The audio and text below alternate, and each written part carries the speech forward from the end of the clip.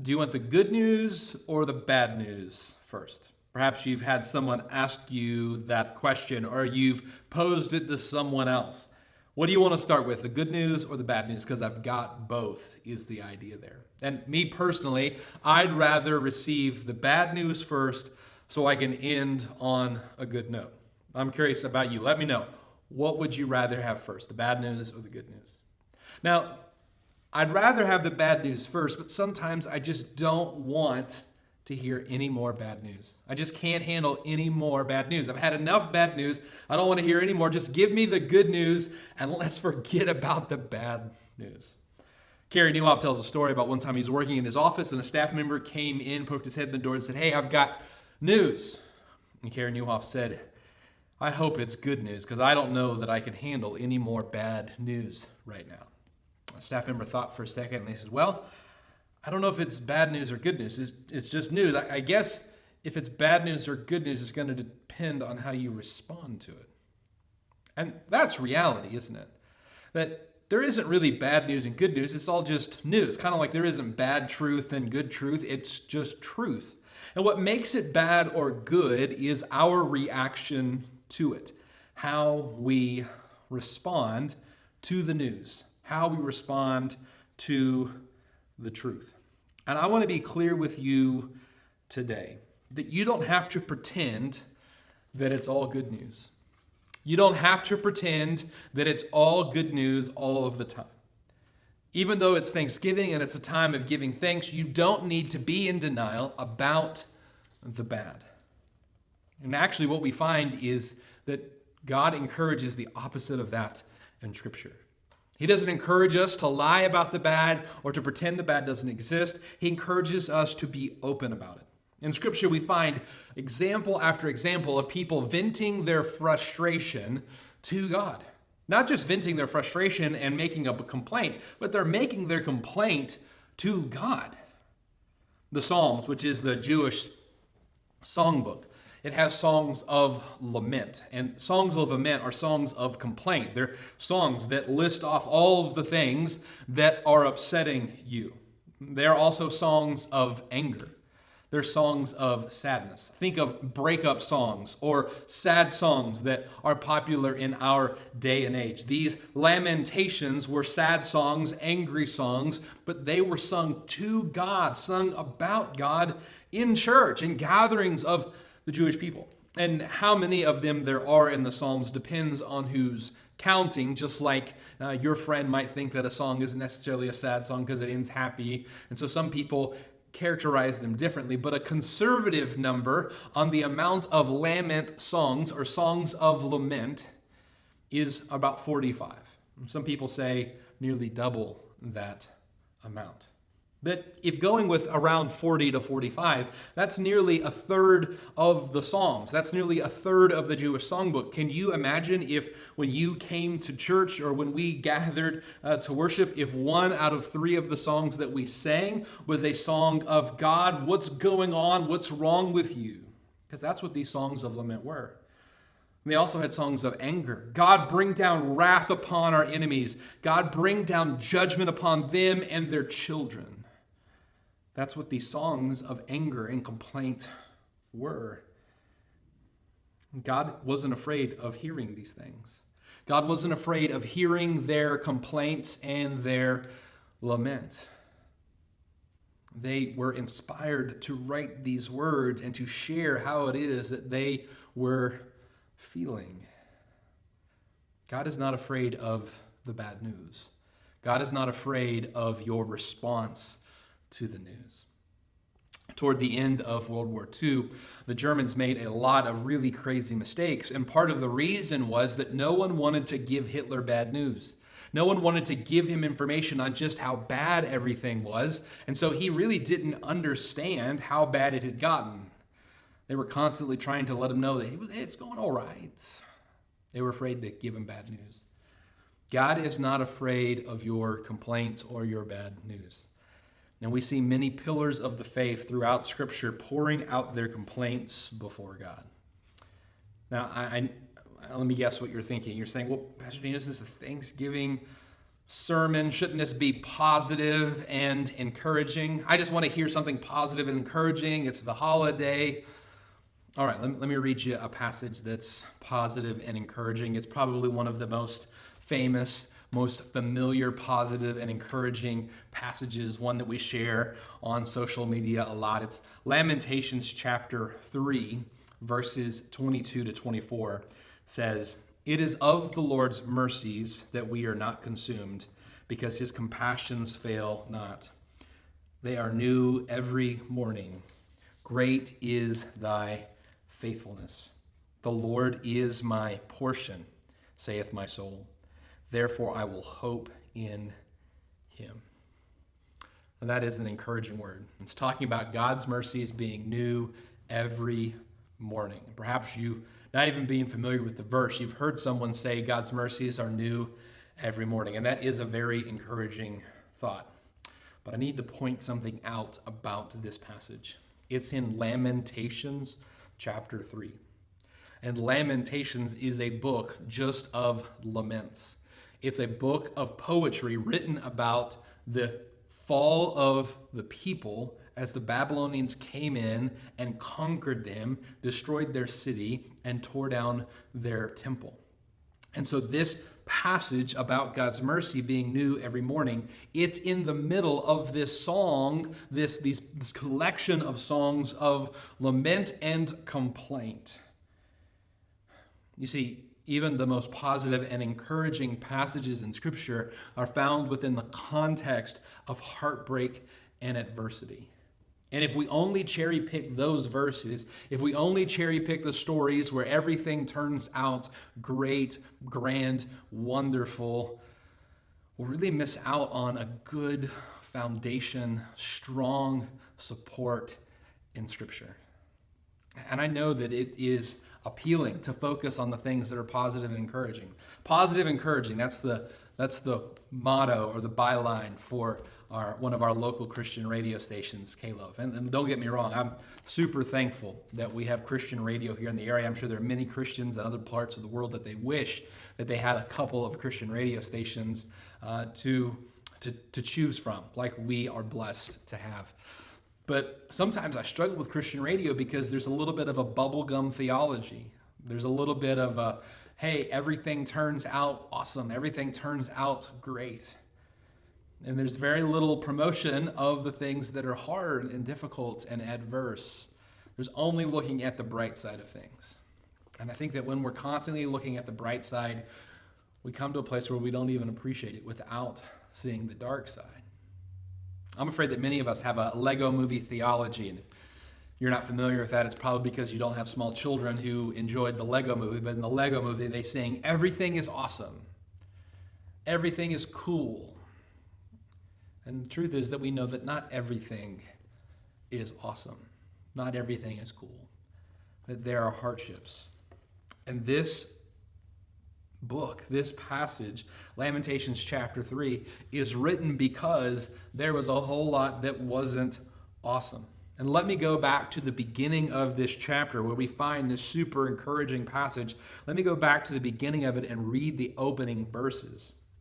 This is Lamentations chapter 3 and verse 1. "I am the man who has seen affliction by the rod of his, God's wrath.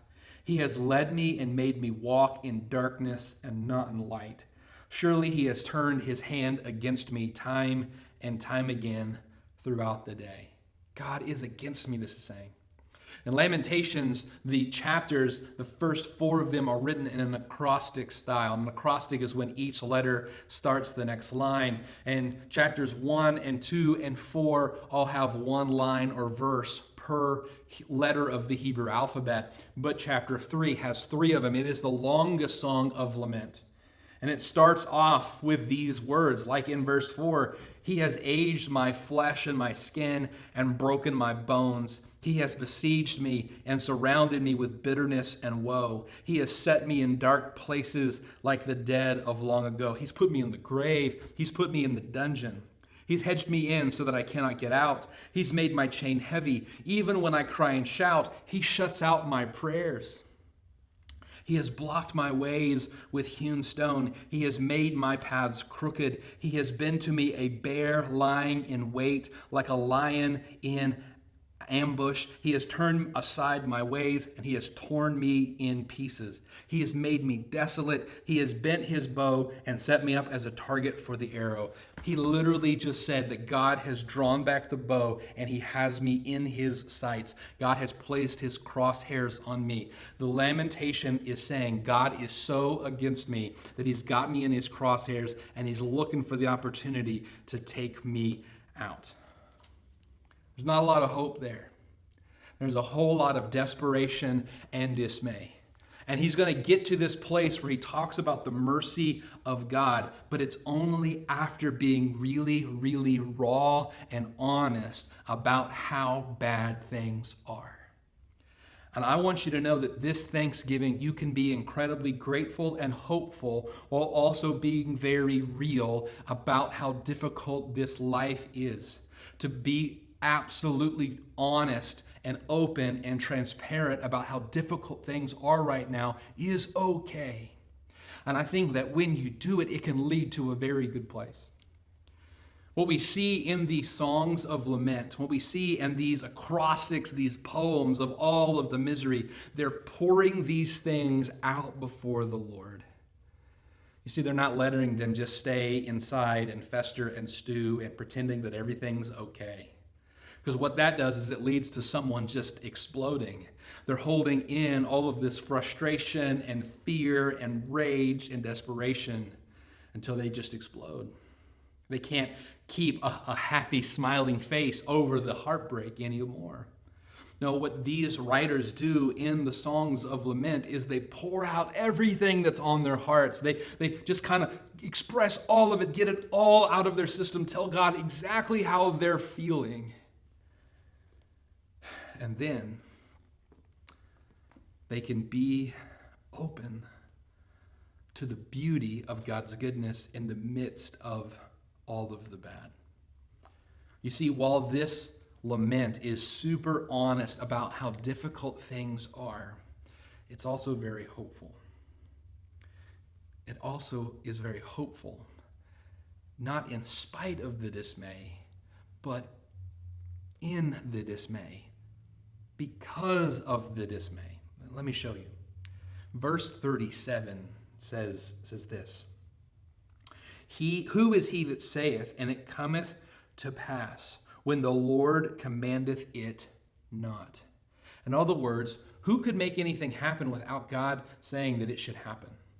And what the writer is saying here is like these horrible things that are happening with Babylon tearing down our temple and taking our people into captivity. Could they do it without God allowing it? Is there any man so powerful enough? Even the king of Babylon is not so powerful that he can subvert the purposes of God.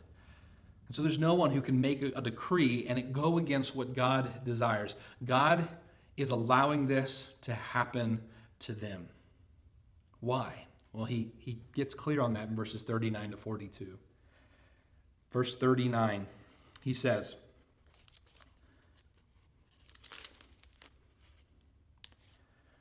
"Why should a living man complain, a man for the punishment of his sins? Let us search out and examine our ways and turn back to the Lord. Let us lift our hearts and hands to the God in heaven. We have transgressed and rebelled, and you have not pardoned us." Here's what the writer of Lamentations recognizes. All of this is happening because we have rebelled and sinned against God. The writer is brokenhearted about everything that is happening to the Jews, everything that is happening in Jerusalem. He's brokenhearted about all of it, but he also recognizes that this is happening because the people had turned their backs on God. They are being punished because they have turned their back on the covenant that they made with God. And though they haven't kept their end of the bargain, God has. God has kept his promise that if they turned on him, they would experience suffering and punishment. God made a covenant with the people, and he kept it. And this is in key, okay? This is why the writer has hope. Because what the writer sees is that if God keeps his word about this, if God keeps his word that he will punish sin and wrongdoing, that he will not overlook rebellion, when God keeps his word, what he's showing is that he's faithful, that he keeps his promises, that he keeps his word. And that's the reason that passage we read earlier in 22 to 24, it says, it's because of the Lord's mercies that we're not consumed, because his compassions fail not. They are new every morning. Great is thy faithfulness. Lord, I will hope in you. God keeps his promises, and his mercy doesn't fail. Even when we put him to the test, even when we do wrong, God's mercy remains, because God doesn't just do whatever suits him in his mood. He keeps the promises that he has made to his people, even when we are failures. Even when we fail to keep our promises to him, he keeps a covenant that he made long ago that he will bring about good. You see, Lamentations figures out logically that if God is willing to keep his promise to bring punishment upon us, then that means that God is also willing to keep his covenant promise to eventually bring about our redemption and to bring about our hope. Tim Mackey says about Lamentations 3, God's judgment is the seedbed for the hope of the future. You see, in the ashes of destruction in Jerusalem, God was planting the seeds that would bring their hope and redemption. God was planting the seeds that would bring Jesus and bring our hope and our redemption. So as believers, we don't give thanks because everything is good. We give thanks because even when everything is bad, we trust a God who is still good. We trust a God that even when everything is going wrong, that God will remain faithful. There's an old hymn about this. It was written in 1876 in Sweden. And perhaps you'll recall or you'll be familiar with these opening lines. Day by day, and with each passing moment, strength I find to meet my trials here. Trusting in my Father's wise bestowment, I've no cause for worry or for fear. He whose heart is kind above all measure gives unto each day what he deems best. Lovingly its parts pain and pleasure, mingling toil with peace and rest. And this song was written by a woman named Carolina Sandelberg. And she had written some poems and some songs early on in her life, but when she was 26, she and her father, who was a Lutheran pastor, they were making their way across a lake in Sweden, and suddenly the boat that they were in was jostled, it lurched, and her father fell overboard. And Carolina Sandelberg watched as her father drowned. And out of that tragic, horrific experience, her songwriting increased and became deeper. And she wrote the third verse to this song. Help me then in every tribulation, so to trust thy promises, O Lord, that I lose not faith's sweet consolation offered me within thy holy word. Help me, Lord, when toil and trouble meeting, ere to take as from a father's hand, one by one, the days, the moments fleeting, till with Christ the Lord I stand. Today I call you to give thanks, not as though everything were okay, not as though everything is good, but rather as though even if everything is bad, we trust in a God who remains gracious and good.